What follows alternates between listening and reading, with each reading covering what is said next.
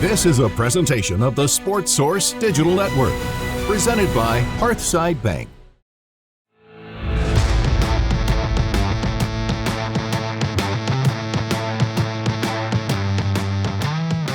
Welcome into the Sports Source Digital Network. This is the final word on a great victory at Florida. We'll also spin it forward and do some Vanderbilt talk here on a show we call The Final Word. As I just said, I'm joined by Daniel Hood, VFL over there, VFL Marlon Walls right there, VFL Ollie Lane right here. These two always do the little hand gestures. These guys played together under Kiffin, Jones, and Dooley, or Dooley and Jones. And you, of course, played under Pruitt. Did you start under Jones? Committed to Jones. Committed to Jones, played under Pruitt, then played under Heupel. So he enjoyed some good times. Okay. We do 12 questions. We do the same 12 questions. Well, we changed it up last week. We pretty much do the same 12 questions every week. That way we compare games. One question that has been a no all year long is the first question every week. And this week it's going to be a yes. 10 years from now, will Vol fans remember this Tennessee-Florida game? Oh, most definitely. And hopefully it's in good graces that you remember this one. Yeah. It's not that we go on another 10-year streak. Oh, yeah. Yeah. But no, this one definitely will be remembered for a very long time. I mean, obviously it's a long time coming. And I know for especially a ton of VFLs that didn't get that opportunity in the last 22 years to win down there, it meant a lot to them. It meant a lot to me, and I'm sure it meant a lot to you guys as well. Yeah, it'll be remembered. I don't know if it'll be rewatched. Oh, okay. Just because of where Florida was. I would say it would be rewatched if like it was a typical first Florida half will be rewatched. Yeah, it'll be rewatched first half. But I would say it'll be remembered for sure because you broke the streak. Yep. It's going to come up in conversation. Yeah. Just like, 2003 has been talked about all week long. Yeah, that's it for the last 10 years. Yeah, and I think Joey Aguilar is going to get his. He's a legend now. He's on the Mount Rushmore. But he's going to get his name mentioned because you're the guy that broke the streak. Same way Casey Clausen won twice in a row down there. People talked about him every week. Every time you go to Florida, Casey Clausen's name comes up, and I wonder now if it's going to be Joey Aguilar's name. But as you say, hopefully it won't be another long drought. Do you agree this one's going to be remembered? Yeah, I think it's going to be remembered. Joey's written his name in the legendary book from here going forward. But with the little asterisk, like I think it'll be remembered if you start another streak of losing. If Tennessee goes down in 2029 and wins again, this game's forgotten. No, I don't know. I think you remember. I mean, Tennessee went on a long run of beating Alabama in the 90s and 2000s, but people still remember that 95 game where you snapped the streak. So, I don't know. I think they'll remember it. I definitely don't remember the 95 game. It may be remembered in different ways.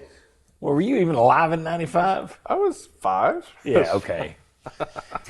Oh, Lord. 25. Here we go.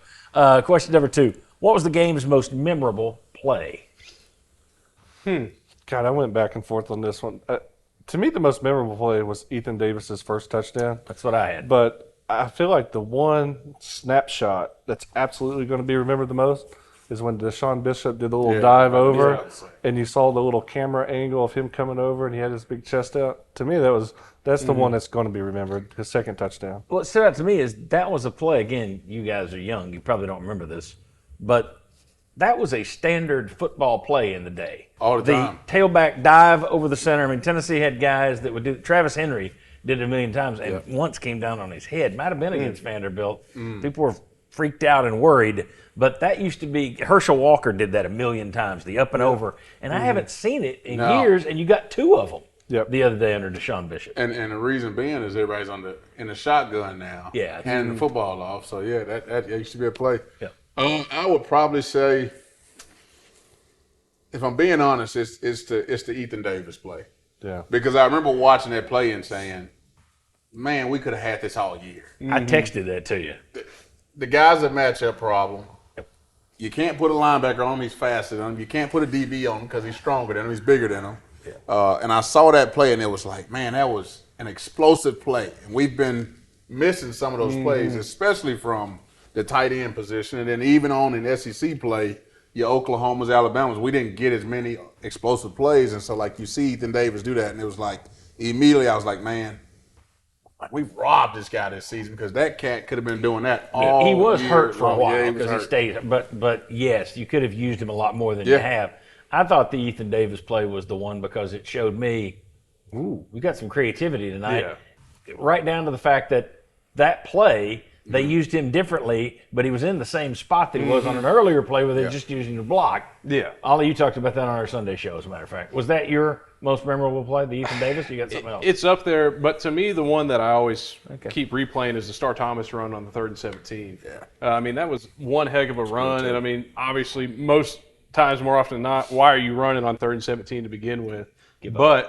He breaks the tackles, gets out, and gets the first down, and a lot more after that. So, I mean, it was a very impressive run from a running back position and from Star Thomas being able to get the yardage for us and just emphasized how bad the beatdown was going to be against the Gators. Was that the 54-yarder? Yeah. That he Yeah, stopped? that was right after the strip sack. Yes. And they lost all that yardage. Yeah. Okay. Well, glad that was yours. Now go back to what we were talking about. No, but your thoughts on the fact that they kind of rope-a-doped him a little bit. We give you a look of Ethan Davis doing this out of this formation. Now we use it the other way.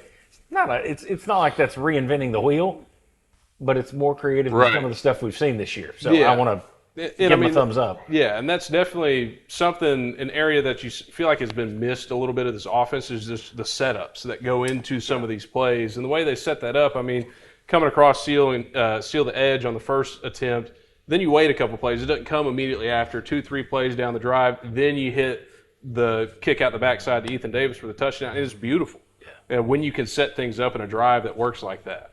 Here's the other thing about that, too. It's a simple play. Yeah.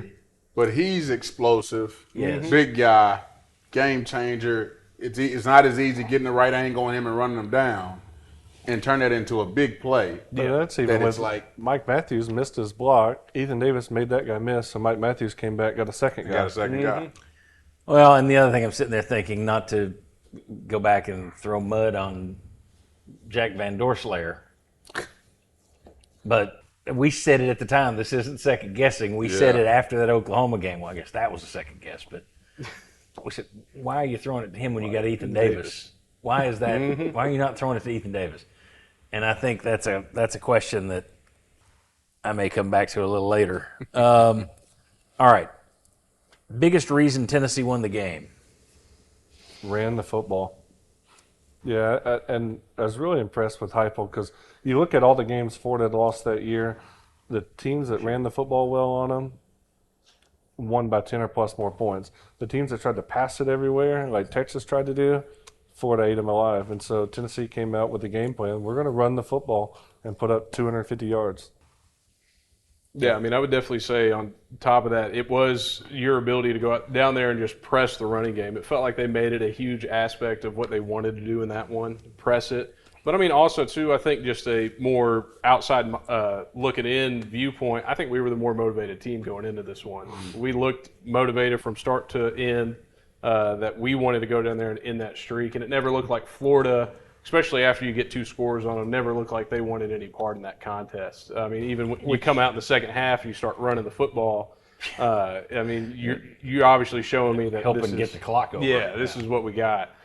Well, we talked about that on the Saturday show. Is if you jump out to your first quarter lead, Jump on. out, do they roll over and die? And they did. Yeah. Go ahead, Marlon. Go ahead, you good. No, I was just going to say mine ties into Ollie's. Instead of motivation, I was going to say you got better culture than they do. I think same kind of thing. But the fact we wondered how many business decisions you're going to have. Yeah. You know, you had guys that were hurt; they were all out there. Even Wendell Moy, which might have ready been, to go. They didn't run the play, but that might have been the most memorable formation. He came out there for one play, and they called timeout, so he didn't get to run it. But that bizarro formation that Herb Street and Fowler were like, I've never seen that before. But all those guys were ready. Jordan Ross was out there. Josh Joseph, he hadn't practiced much last week. You had guys that had been banged up, and they were still out there and ready to go. And I think that speaks to what Josh Heupel has built over there in terms of a program. That doesn't guarantee they're going to beat Vanderbilt because Vanderbilt's a much better team than Florida. But you could argue, I think there are a lot of fans who checked out on this season after Oklahoma. You're not going to the playoffs. We don't care. I think you can look at TV ratings, radio numbers, sales of media since that game. They've all gone down. Yep. So I think there are fans who, and I can't ever remember that. So I think fans in this new environment are like, playoffs over, we're done with the season. That's it. The team could have easily done that. Yeah. and they didn't. And I think the reason you won that game is you got a pretty good culture that's built over there. And we say that every year, and I think this just kind of underlined it. And that's what I was going to go to, John. Like, to be truthfully honest, they had 11 guys that was out for whatever reason. A lot of them was, I'd imagine, business decisions over there. Yeah. I would say also what I said early on in the week is when you're playing this football game. The fact that it is played in November and it's not in September, end of September, where you've got a motivated Florida team. You have their head coach there. You have guys that are like, all right, this is Tennessee versus Florida. The rivalry's here. And the heat and humidity. Heat and humidity for sure, but like, it's a different ball game when you don't have a head coach. Your quarterback has turned out that was supposed to be like your great hope is like terrible. And then all the other guys around that know it. And so now you got guys that's sitting on the side. I couldn't imagine how many times, I couldn't remember how many times they like showed the guys that should have been playing that's sitting over with a jacket on. You know what I mean? So like I think that was one of the biggest the biggest reason why you took this football game. Biggest what if? I'm going to start this one. I think there was one obvious one. Going back to the Oklahoma game, we asked, if you don't have the strip sack, the way Tennessee's moving up and down the field, if you don't get that strip sack at that point, you win that game. And most of us, that's a huge what if, and it all plays out differently. But we're all like, yeah, I think you do. I think there was one of those plays in this game. Tennessee goes right down, scores on them. And then Florida, what was it, second play? 43 yards. The guy breaks 2 tackles. You're like, oh, man, here we go. This is going to be back and forth all night. And you get the holding call. And what's interesting is I thought it's clearly a holding call. Florida people are losing their mind that wasn't a hold. It was part of it. It was a hold. It was a trap play. Therefore, this is what he did was legal. It's like, it's a hold. But I thought that was one. That was the biggest what if. If that isn't called there, does that game wind up does your defense go back to being the Tennessee defense? I thought that was a huge play to bring that back because you throw that team 10 yards behind the sticks with Lagway. No, that ain't. He also missed an open guy that would have been a walk-in touchdown later. So there are a couple of what-ifs. But to me, that was the biggest one. Their first drive looked like they're just going to answer with ease. You can't tackle. It was like, here we go again. And the hold brought it back. You got other what-ifs? That's probably the direction that I was going to go into. I think if they would have scored there and made it an even matchup, you could have ended up seeing a back and forth game play on, but they didn't, luckily, because of a holding call. But I mean, I think also too another what if is if they would have scored, and they had some momentum drive on that one drive right before halftime, before they ended up giving the ball back to Tennessee. They had some momentum going. If they would have put it in there, I think that might have changed their aspect at halftime as well to come out with maybe some better adjustments. And if you put points on the board in that first half, they might have had a sense that, hey, we're not out of this one completely yet. And I mean, you saw the second half, we didn't score. So, I mean, if they could have put some stuff together, it could have been a different game at that point. But I think the holding call is probably the turning point that you would look at in this one. Mine would be if Josh Heupel stayed with his normal game planning, where we didn't see these different formations, these different shifts. We saw the funky play with Mike Matthews, 3 guys touched the ball around. I think my biggest what if we would have stuck with our same game plan, would this be a completely different ball game?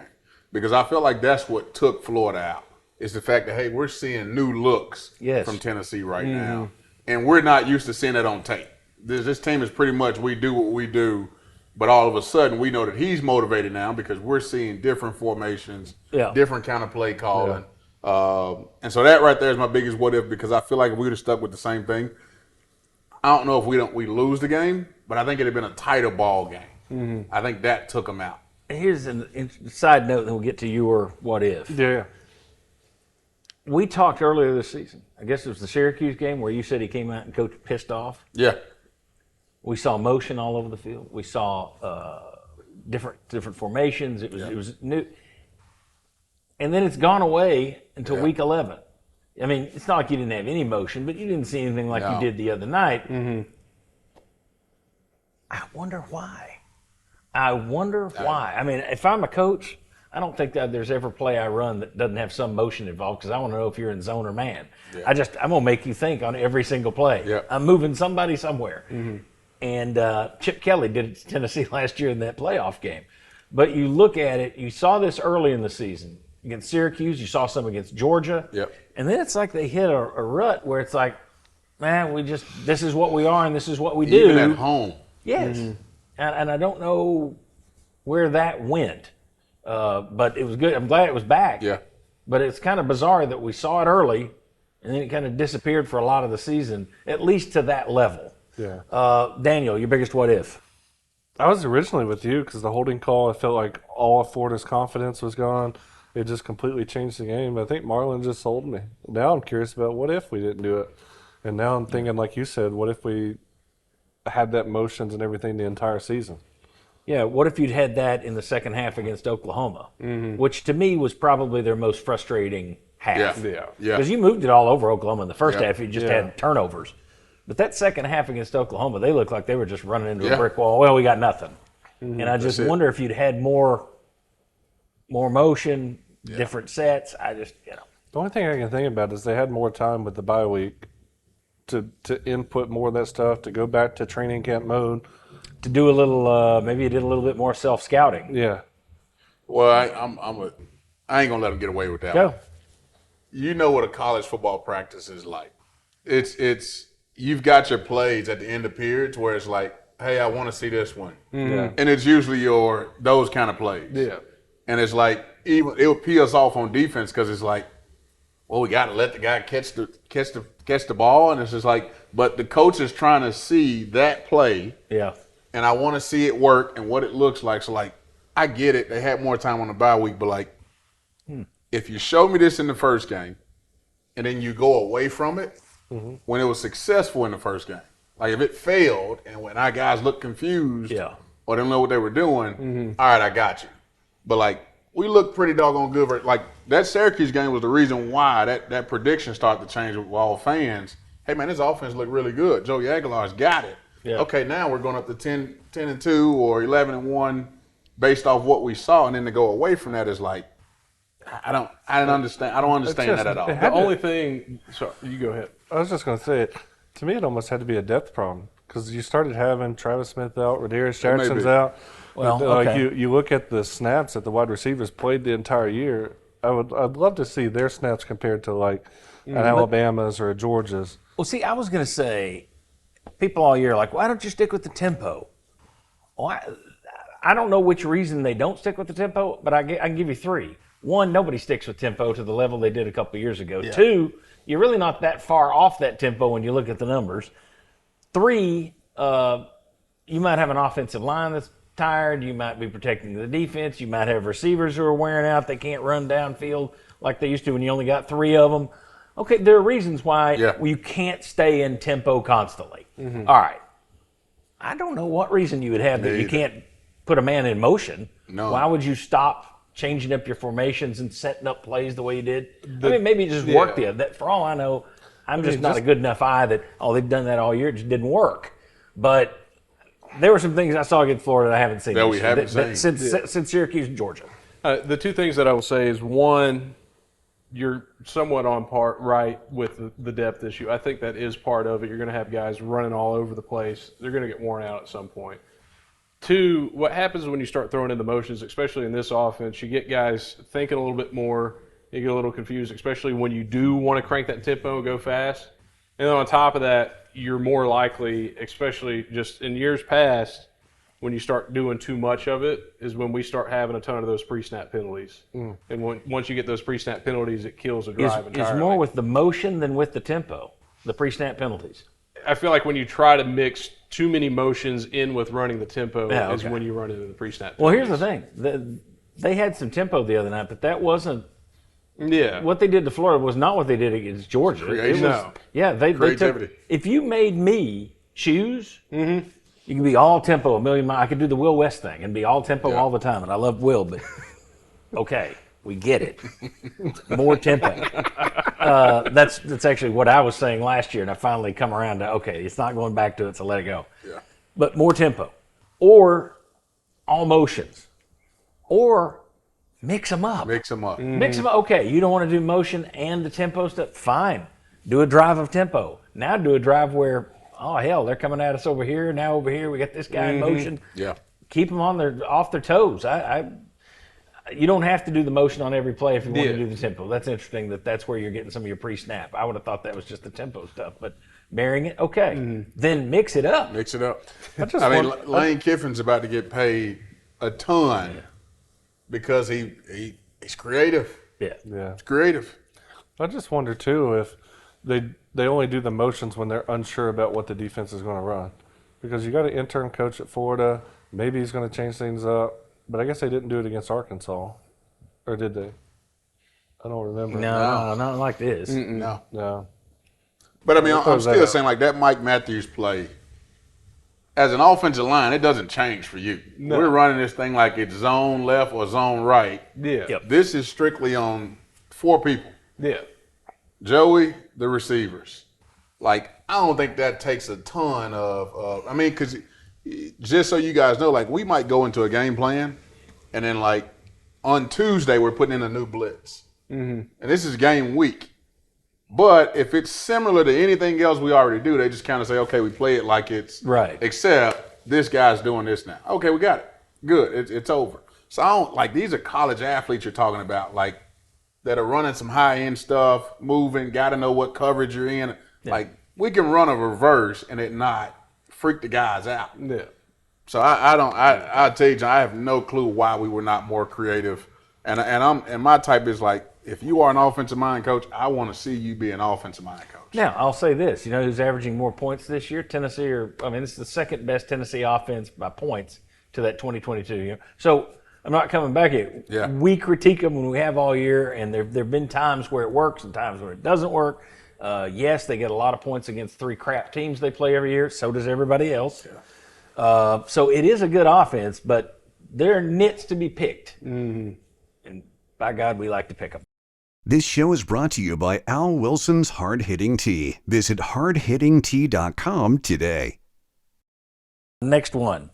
I declare. I'll go. I declare Heupel coached it perfectly the other night. Perfectly. There's been debate for the last 2 days. I didn't even check my business email the other night, which is where, if you go to the website, sportsource.tv or SSDN TV, type in contact John. It's amazing how many people get so mad at stuff that they will go there, type in the form letter, and I get it. But I didn't check it before the Sunday morning because I'm working on the show, so I don't check it at 3:30. I got home after the show yesterday, Sunday. There were like 7 or 8 emails from people pissed off. What is happening in this second half? They're losing the second half. I'm like, folks, there are times where Tennessee has, in my opinion, taken the foot off the gas a little too soon. That wasn't one of those times. Yeah. To me, 31-0 at the half, the only way with their offense, hell, even they had to run. They're eating the clock for you. The only way you get them back in that game is exactly what happened with South Carolina. You were at that game, South Carolina, Texas A&M. Lenora Sellers, 2 quick picks in the second half, turned that game around.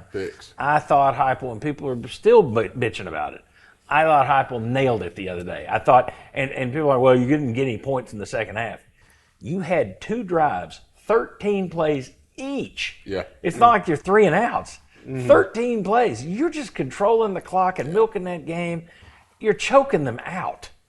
They had 2 drives worth 26 plays, 110 yards, and it took 13 and a half minutes off the clock. It's brutal. I mean, if you were Florida's defense, is that not demeaning? Yeah. Oh, yeah. There's nothing we can do to get these cats off the damn field. Now, I declare, for all the people mad at him, after a 31-11 win at the Swamp, I declare Heupel did a great job coaching. That's exactly what I would have done in that one. And to piggyback off of that one, I thought it was a great job the way he moved the pocket with Joey. I hadn't really seen that this year. But they rolled him out a good amount in that game. It gets back to being creativity. To the point you made about, like, controlling the clock. And, like, what does Florida have to do in order to get back in the ball game? You got to throw the ball like crazy. I want to say they threw the ball like 5 or 6 times. Like something crazy. Like they tucked it in. They were happy to get out of it. Yeah, let's get out of here. Yeah, so I think that's a great point. I would say I declare I just got a feeling about this. I was kind Oh, here we go. correct about last week. Joey Aguilar back for next season? No, I don't want to I see know where you he's back. going. No offense. I don't want to see you back. Go. We'll holler at you. Really? I don't. No, I want to go see the young guys. Okay. I think Joe's got like a ceiling Back on to him. that one. Look, there you go. I declare we whip Vandy. I declare we whip them. I think we're going to punish Pavia. You know they're going to edit this down. Yeah, They'll be that's cool. They'll That's be cool. watching Yeah, this. yeah. Listen to the guys as you get ready for the game on Saturday. I declare this week Vandy goes back to Vandy for us. I think Heupel's going to be motivated. I think you just saw the success you had with being more creative on the offense. Deshaun Bishop's coming off a great game. And just like it's in our head from a Florida standpoint, or just like Kentucky, it's in their head, it's a Tennessee standpoint, I still believe that it's a mental game for Vandy versus Tennessee at Tennessee. Tennessee went to Nashville and whipped Pavia and this team's ass last year. That's it. Mm-hmm. I'll go off of that one. good For Tennessee to beat Vandy like that, I declare that this offense works better with Ethan Davis and Miles Kitselman. I'll definitely take a few missed blocks in the run game for what he brought. No doubt. Yeah, because he definitely missed a few blocks. There's one of them. You saw him just, damn it. Yeah. But the X factor of him being able to yards after the catch, coming across the middle, the one that he had, I think this offense is much better under. We were texting Saturday, Yeah. and it's like, no offense to Kitselman, but No. if you need a run blocker, then bring him in to run block That's on it. that play. Otherwise, Davis makes your offense more dynamic. Absolutely. And use him. Is it a loyalty thing with Heupel, though? It's got to be, man, because, I've heard people say it. I've heard you say it. Ethan Davis looks amazing in fall camp. Looks awesome from the moment he stepped onto the field. His first spring game, it's like, and it's not just he had a big day. It's just, you can look at him and go, that's an athlete. That's it. There's How much is blocking at that position more important than, all right, this guy's a mismatch? There's literally, they're having a hard time covering that guy. So I don't get it. To me, that's one of the big head scratchers, and that's almost like when our freshman year, when Alabama had Marcel Darius coming off, like he was their second or third string defensive tackle. I remember watching film on the offensive line. We were like, who is that guy? Why is he coming in off the bench? And our coaches were just scratching their head. I see that with Davis. Maybe it is a loyalty thing, or somebody practices harder, because I was surprised the other night. DeJuan Morris got carries before Thomas. Yeah, before Star. I'm like, what is going on? My guy. Yeah. Now, I think Star got nicked up a little bit after one of those runs. Yeah, but the idea, anything. but this is before Morris got a carry before Thomas did. Yeah, he was the second string running back that game. Which they went into the week saying, well, he's a little banged up, but all I'd heard was it's going to be a two-man rotation between Bishop and Thomas, and then Morris would take the role of Peyton Lewis, and instead, but he didn't look too banged up when he ran around the end for 50 yards. Heupel, forget loyalty. Come with the best guy. Forget loyalty. Yeah, or at least mix them up a little bit. I mean, you like Kitselman. I'm not saying burying him on the bench. Doesn't mean that Davis has to be out there every time, but I'd sure be using him more often. I think he's more – you got good receivers. They're good receivers. You know what they are. Yeah. Davis is an X factor kind of guy. He is. To me, because he's a mismatch, as you say, or a mismatch. Think back to Preston Fant. Yes. His offense looked amazing when we were doing different things with Fant. Heck, He even threw when it. we got down to the goal line, they put him at the Wildcat, and He threw it on a play. He threw it, caught it, ran it. He did everything. And Ethan Davis is way more athletic or more ability than Fant was as far as making you miss and can get out of I don't know. You played with Princeton Fant. What do you think of Ethan Davis in that comparison? It's a very close comparison. I mean, Princeton Fant he had the look, had the athletic ability, super fast, was a mismatch for most aspects of things. But, it is crazy. You're talking about why is Kitselman in there all the time? Because I remember we had Princeton Fant, and he was in there a lot, but then you also had Jacob Warren that was in there just about as much as him. I mean, they had the ability to split time with the tight end position. And what I don't understand is the time split between the tight end position now is way off the charts. Yeah. Especially when, just point right at the Oklahoma game, why is Van Dorslier out there and not Ethan Davis? That if you're going to balance the chart sheets like that, then that guy should have been out there way before number 3 came out there. Well, we just asked about the loyalty thing. You played over there. Do you think Heupel tends to have his favorites and stick with them? I mean, to a point, there is some loyalty aspects, I think, that go into it. I mean, just me personally, I remember I was given my first start against Pitt just because I'd been there for, I think, 4 years at that point. I'd started majority of the week at that position. And so that's why they ended up giving me the start. So, I mean, if that's got to be somewhat of a loyalty aspect thing or not, sometimes you can be loyal to a fault.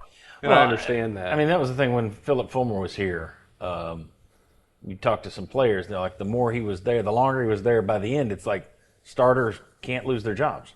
It's like, you're the next guy, you're the starter next year, and you're going to be the starter. Even if this guy's better, well, you can't, it's almost like the old, you can't lose your job to injury. You're just not going to lose your job if you're the starter. You didn't see that often, and that was a complaint I would hear from VFLs in the day. And, I understand that coaches they trust certain guys. If you show up and bust your ass at practice for me, that means something. But there are also times for whatever reason, if there's some reason you think Kitzelman's better than Davis, nothing against Kitzelman, but Davis is just more dynamic. He is.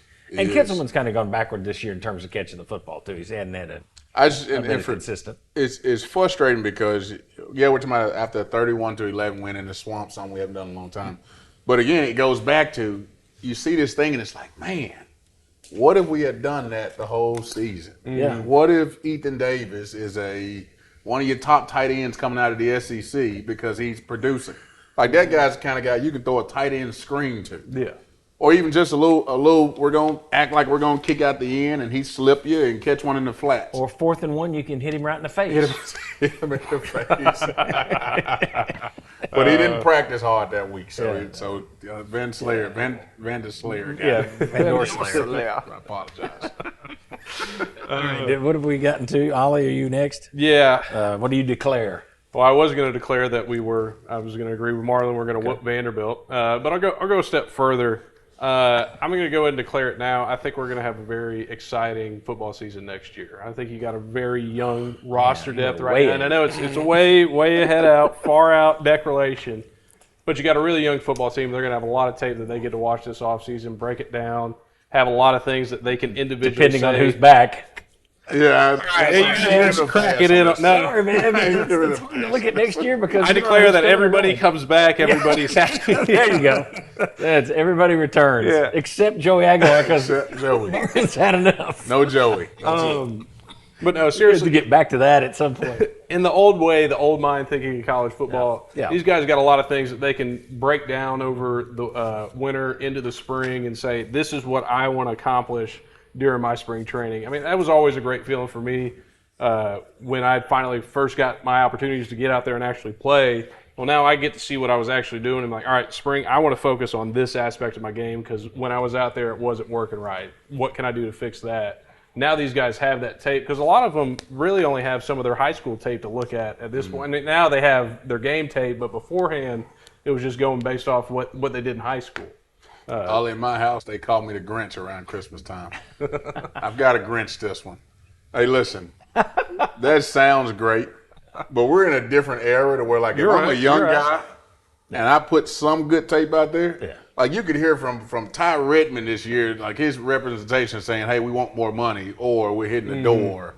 And you know what I mean? Like, it's just, it's as great as it sounds. Do you know what kind of leverage Braylon Staley has right now? A lot. Unbelievable. A lot. I mean, Matthews can ask for money, too, because there's only 2 of them coming back. Because we can talk about, Rodarius Jackson, yes, and his 6 catches. Who the hell knows what he's going to be? A lot. And Travis Smith can't stay on the field. So Mike Matthews can ask for a lot. Staley can ask for a Brinks truck. Yeah. And getting back to the Aguilar thing, all the people are like, bring him back. Do you know what he would cost? That guy is going to cost a lot if he wants to come back. And you've got money wrapped up. Josh Ward pointed that out on the television show. You got money wrapped up in Faison Brandon and George McIntyre, too. So who are you running out the door if you bring Joey back? But I love your thinking. And this has been back in the day, Ollie. But this has been I ain't watching film like 5 years ago. You look at the fact, though, Nico, your quarterback left. Your 2 best corners went down immediately. I mean, you only had one of them for a half. The other one didn't play at all this year. Yeah. And you were incredibly young. And I know people just, it's championship or bust. And they may still lose to Vanderbilt, and that'll change my tune. But Heupel's done a pretty good job this year. Yeah. So if it were the good old days, and you knew this is your young team, and we would be sitting here saying the future is bright. I just Can't see with the the portal, future. I don't know. Yeah. I think Josh has a way of keeping the guys that he wants. I saw someone on X post that I think he would have We liked to have wanted kept Thomas. That's at Miami. Kobe right Thomas, now. and I think if he'd had his druthers, Nico wouldn't have been he would still walked be out there. either. Yeah, but I saw someone post on X like all the people that transferred last year and their stats like this past week. None of them did anything. Well, let me say this right to you. Matthews last year, we forget about this, went in and said, hey, I want more money, or it's, matter of fact, put his name in the transfer portal. Yeah. And we had to pay to get him out. So, like, if I'm Braylon Staley, what I'm about to do is my representation is going to look at how much you paid Matthews, and then I want to look at my production versus his. And I'm going in and saying, hey, listen, I produced way more than this right here. I want this kind of money. I'm having my agent call everybody. Miami's losing 3 receivers. Get on the horn of Miami and see what they'll pay. What? Lane's looking for more receivers at LSU. Get on the phone to Lane. And even if I love Tennessee, then I come back and say, pay me. That's what it's worth. One of the best wide receivers this year is Concepcion, and Yeah. he is no longer at NC State. He's at Texas A&M because he got paid a boatload. And I'd imagine NC State wanted to keep their freshman All-American, all ACC, but money talks. So it's great thinking, Ollie, but let me be the Grinch. I'd imagine here pretty soon after this Vandy game, we'll start hearing some rumblings. This show is brought to you by Madisonville Marine. Visit madmarine.com today because there's no better place to buy a boat. Did any player achieve a career high or high water mark? And I was going to say Ethan Davis, and this is where I was going to spin into, why aren't you using Davis instead of Kitzelman? So we've already done that. Does anybody have anybody? Is that everybody's career high water mark? I was going to say SEC Offensive Lineman of the Week, Jesse Perry. That's always a huge accolade to get that award. So definitely hit a career high watermark right there. So I'll give you one that's this will be controversial. That was Joey Aguilar's career high water mark for me. I know he looked good at Syracuse. So Syracuse. he goes on the road at Florida. I know Florida's down, but I've seen down Florida teams beat Tennessee. He played good against Georgia. They lost. It's not his fault. He didn't miss the field goal, but they lost. He gets the win. I thought he controlled the game start to finish. I thought he was composed. I thought he managed it well. He didn't put the ball in harm's way after 2 weeks of looking shaky. So high watermark, in my opinion, and I know it's only me, Joey Aguilar. I won't declare him a legend, though. That's a good one. I thought he was a point shaver versus Oklahoma. All right. Yeah, the safeties didn't get him this week. No, I didn't get him this week. All right. Question number 7. I am confident in this player or position group as we head into Deshaun Vandy. Bishop. We've seen a whole season. So what are you confident in, Deshaun Bishop? Deshaun Bishop. I like the combo of him and Star Thomas. And no offense to Peyton Lewis, but use him in special situations. I'm not saying get rid of the guy, but if he's healthy, use him in certain situations. Don't just say, okay, it's your turn up. You got the whole series. Yeah. That don't work. And I think Deshaun Bishop's a guy, the more carries he get, the more comfortable he is. Which we asked earlier this season, is he one of these, is that Thomas or is that Bishop? Turns out I think you're right. You got 24 carries the other night. Look good. And they couldn't stop him. And he got stronger as the game went on. So, for me, I would say I'm very confident in Deshaun Bishop right now, but I like him getting as many carries as he's been getting. If you're going to give them to somebody, give Star some a little bit more. Yeah. I think he's earned some more carries, but I'd say Deshaun Bishop. Let's pretend one of us didn't say something that I had to edit out, and it just never happened, and we're picking back up. Daniel, who are you confident in? I love our defensive line, especially Hobbs right now. He's had 2 great games in a row. Okay. Your voice is breaking. Yeah, I know. I know. Not to laugh. I'm just cracking out. I can't think straight right now. I got some Zenergy, but Hobbs is playing really well. Sack against Florida is really good. That's what we've needed at the defensive tackle position this season. And he's stepped his game up, playing like a true 5-star. Okay. Confident in Bishop, confident in Hobbs. What do you got? We've already discussed about him a lot, but I was going to say I'm confident in Ethan Davis. I'm confident in his ability. I mean, the guy is truly somewhat a walking mismatch. I mean, it really, I want to see us, this offense has never been the type to use a tight end as much as you really want to. I mean, I felt like in 23 we used McAllen Castles a good bit. But not even as much as to what he was athletically capable of doing. Yeah, not as varied as they used Princeton Fant. Fant is the one guy that they used all over the field in different ways. Yeah, and I think that's what you got in Ethan Davis right there. I mean, he's a versatile unit to just move around anywhere you want him to. Money there, too. Right. Yeah. He'll be asking He's been for there it. for what, 4 years now? 3 years? All right, so what year is he, Ethan Davis? Sophomore. Redshirt sophomore. Oh, yeah, you got to bring, because he came in with Cam Selden. You got to bring let's see. So a position group or player I'm confident in. I'll go receivers. And I'll specifically mention, because I've talked about his drops this year, and he's had his drops. It's legit. Mike Matthews. He didn't have any drops the other night that I recall. I thought he looked good, like they used him on the end-around play. I feel confident in the receivers. Even if they didn't have enormous numbers the other night, but at this point, you feel pretty good about their production. They blocked well, too. Every single play, they were blocking well. Okay. I'm worried about this player or position group. If this Vandy game comes down to a field goal, I am worried about Max Gilbert. If the game is on the line or it's important timing, I know you're going to say he's 12 of 15. He is 12 of 15. I know. It doesn't seem like it, though. He's missed 3 in SEC play. And if you're playing in a tight game, it could come down to one kick. I'm worried about Max Gilbert against Vandy. I looked it up there. I'm like, wow, I didn't realize it seems like he's had a worse year than he's actually had. But the interesting thing is 15 attempts. He had like 26 attempts last year. And we've asked this year if there have been drives where it looked like Heupel was like, we're going to be a touchdown or nothing. I'm not worried about the field goal. I wonder if he hadn't had fewer attempts, not because of game situations, but because Heupel just didn't want to put it on his toe. Thoughts? Who are you worried about? Worried about this position group, but I'm not worried about their performance. I'm worried about the offensive line. I'm worried about their health. Just in general, you lost David Sanders for a couple plays there, and Bennett Warren came in, and I think everybody would say that was probably less than desired. Not two great plays. I felt bad. And so, you've got a situation now where Moy is somewhat hurt, not hurt. He's available, I think, but he's almost like, in case of emergency, break the glass and put him in the game.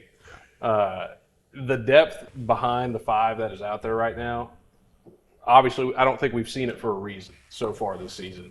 I don't want to see us, especially in a big game like this weekend against Vanderbilt, you don't want to see it come down to something like that. I'm not grading film, and you got a better eye for offensive line. I'm just watching the ball. I watch the ball. I can't help it. I tell myself, I'm going to watch this. It's like, nope, the ball. But Sham Umarov has been very solid this year. Again, they may be grading him as the worst offensive lineman in the history of UT football, but I don't hear his name called a lot. I'm not sitting there watching the other team attack his position time after time and get to the quarterback. Just as for a guy that's kind of an unsung guy this year, I think he's had a pretty good year. And I'm saying, you don't want to get behind Sham Umarov. You're too Sham Umarov. You don't need to go to the next level. One. Did you say who you're worried about? No, I'm not. I did not. I am worried about our safeties. Worried about our safeties. Pavia's going to run the football. There you go. He can make you miss. He's tough. He'll run you over. And then also they've got a great tight end that's really good at finding holes, sneaking in behind you. So we're going to have to tackle in space. And I feel like we didn't have to do that the other day versus Florida because we took care of so much. Really, it was just a bad team. They were tucking their tails and rolling. But this game, they're going to be motivated. Pavia's, I'm pretty sure in his mind, I'm going to take this game over. And so what I worry about is with our defensive line, lack of their production besides Hobbs. Because you still got Joseph that played the other night, but I didn't see a thing out of him. Caleb Herring, the whole deal. Like, I'm worried about those safeties being able to come up and fill that out. Because if you don't, that's a big play going the other way. And he's got that ability. And Idris Farouk, who's had a couple good games this year where we've praised him, He gave up the touchdown the other night to Florida. Yeah. He also, I saw Pro Football Focus. Take that with a grain of salt. We don't know who's doing the grading or anything else, but it's a number. He was their lowest graded defender the other night, and he had like 40 plays. So the safeties make sense. I was just going to say this. Whole defense. I think we're buying into the Florida thing a little too much. Yeah. I think I've heard people all week say, maybe we'll stop Diego Pavia. It's like Diego Pavia is not DJ Lagway or vice versa. Yeah. And Lagway, he dodged you guys a couple of, he got around the pass rush a few times. He couldn't make anything happen. Pavia's the kind of guy, if you can't get him down, he'll make something happen.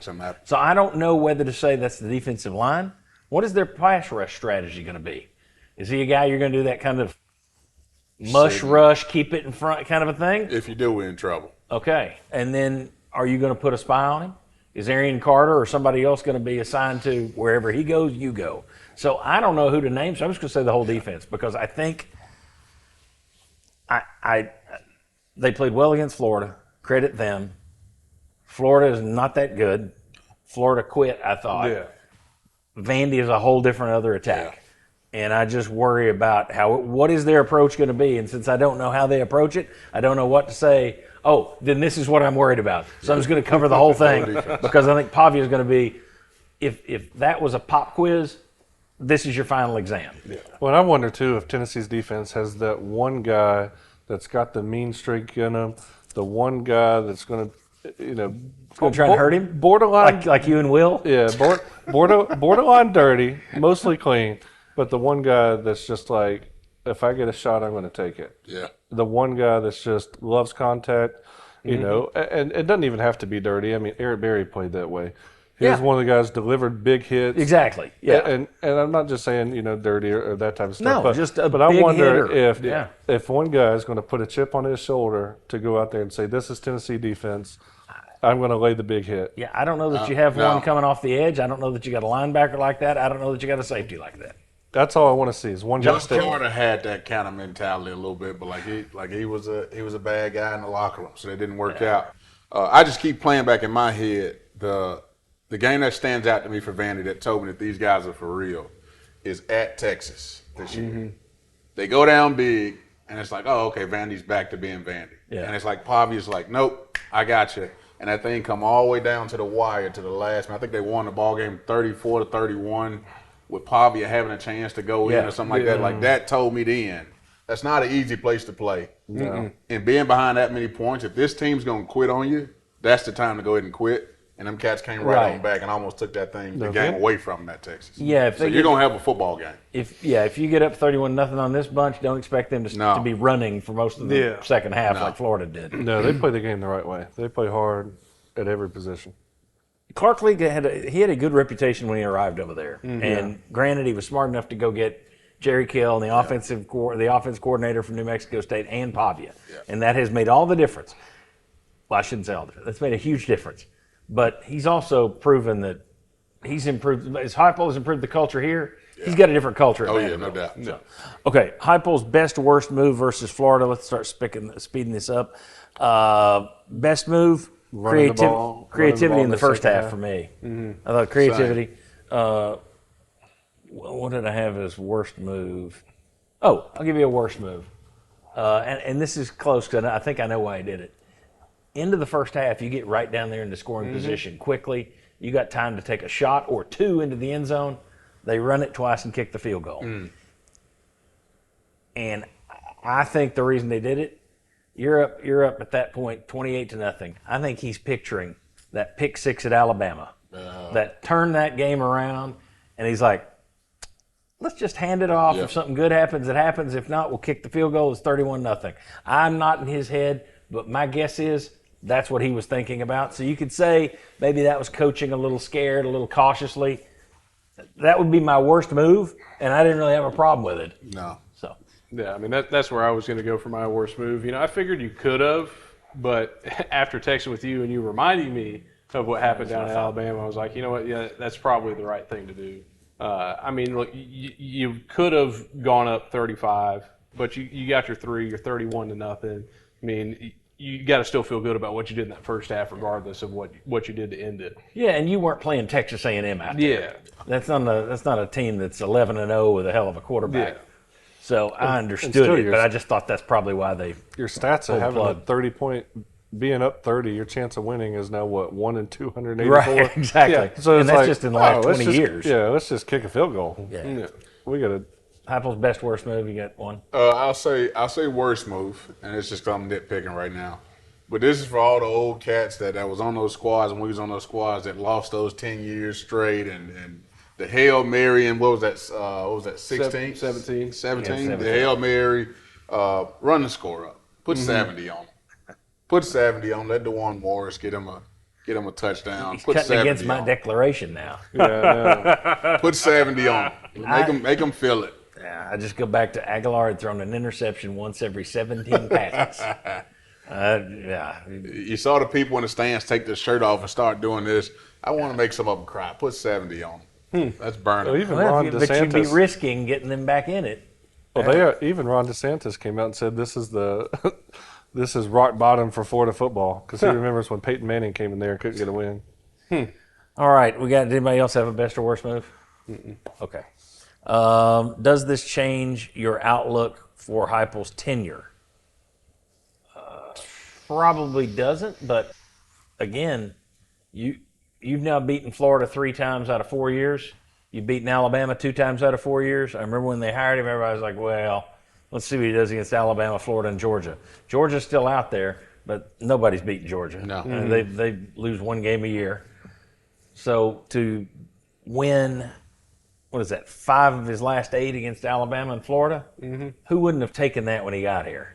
Yeah. So I think you got a good coach, but I know that goes right out the window if they lose to Vanderbilt. They'll be calling for his ass. And that's what I was about to say.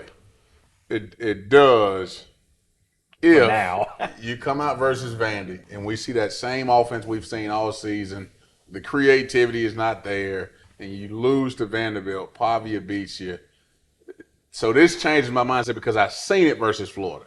So now if we turn around and we don't see it next week and this costs you a football game versus, oh, man.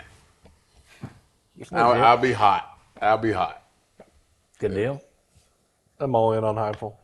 So, Yeah. Does this change your look at all? Outlook? No. Doesn't I mean, change your I outlook? think it strengthens his resume for sure. Yeah, I think it does. Yeah. Picking nits. Any nits to pick? Marlon, you come in here angry every day. Always. we didn't put 70. Didn't put 70. No, I don't have any. It's a heck of a win. Heck of a football win. Yeah, I don't have many nits to pick after again, at some point, you win by 20 at Florida. If you told me Tennessee was going to win, I'd have gone, oh, okay, I see it. I mean, I know you always lose down there, and I'm not going to pick it till you do it. But that wouldn't have been surprising. If you told me beforehand, oh, they're going to be up 31-0 at the half, I'd be like, man, you're crazy. What are you smoking? And I wouldn't buy that. Yeah. So it's hard to pick nits on that one. All right, last one. Who won the game? What Vol gained the most clout or praise? I think we've said his name more than anybody else tonight. Yeah. Yeah. Not to jump on him again, but Ethan Davis. You agree? Don't jump on it, but Ethan Davis. Ethan Davis. Don't make me edit anything more, Daniel. I kept it PG. Yeah, we've given you your get out of jail free card. Okay, we can talk about Vandy stories right now, or we could just save that for another clip. Why don't we do that? We'll put that in a different clip because this thing's almost an hour. So if you tuned in for the end of this to be the Vandy clips, sorry, we'll put up another clip with some Vandy stories. Thanks for watching this. If you like it, hit the thumbs up. Do the subscribe button for us. Leave a comment. Tell us your thought. Try to guess what Daniel said that I had to bleep out. And we'll see you the next time on the Sports Source Digital Network.